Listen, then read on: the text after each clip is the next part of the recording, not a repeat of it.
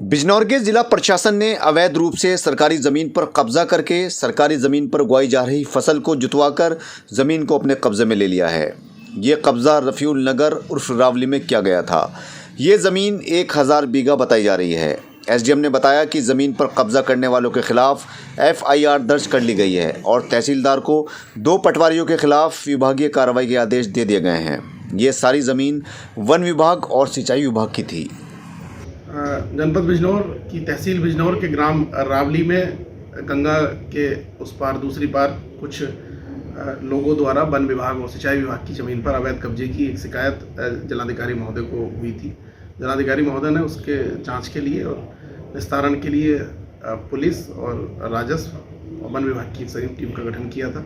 हम लोगों ने कल वहाँ संयुक्त टीम ने जाके उसका भूमि को चिन्हित किया तो वहाँ देखा कि वन विभाग की ज़मीन लगभग 1000 बीघा ज़मीन पर वहाँ के कुछ स्थानीय लोगों ने गेहूं की फसल बो रखी थी, तो उसको चिन्हित करा के और उस ज़मीन को जुतवा के ज़मीन खाली करा दी गई है और वन विभाग की सुपुर्दगी में दे दी गई है। उसमें जो लोगों को चिन्हित किया है, कुछ लोगों ने, जो 4 लोग ऐसे अभी तक प्रकाश में आए हैं कि जिनके द्वारा इसमें इनकी ज़मीन पे कब्जा कर रहे हैं कि नीयत से फसल बोने की बात सामने आई है। तो 4 लोगों के खिलाफ उनकी प्राथमिकी दर्ज कराई जा रही है और 2 लेखपाल जो हमारे हैं उनको इस बात के लिए जिम्मेदार माना जा रहा है कि उनके द्वारा इसकी सूचना उस पर जब गेहूं की फसल बोई जा रही थी उसकी सूचना समय से नहीं दी गई और इसमें उनकी लापरवाही के लिए उनके खिलाफ विभागीय कार्रवाई शुरू कर दी गई।